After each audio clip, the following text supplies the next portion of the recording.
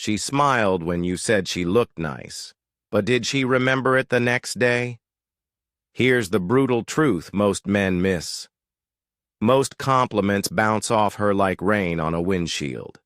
They're surface level, predictable, and instantly forgettable. But a few, a rare few, sink deep.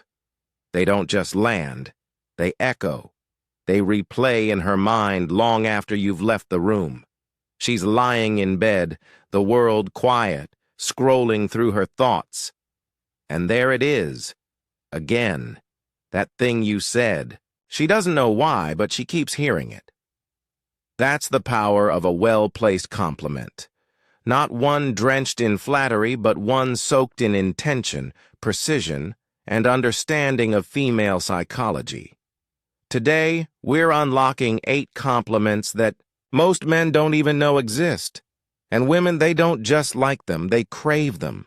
They're rooted in psychology, refined by stoic insight, and delivered with calm masculine presence. This isn't about being a smooth talker.